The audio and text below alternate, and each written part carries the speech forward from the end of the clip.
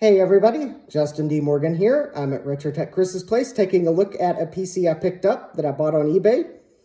Let's take a look at what's inside. It's a Macintosh Performa 600. Front of the case looks like it's in pretty good shape. Inside we have a floppy drive, the infamous Apple CD player. What could be 4 or 16 megabytes of RAM? No floating point unit.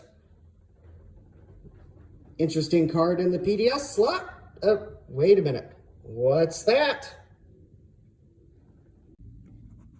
Not sure what this card is, but that is definitely a 68040 processor.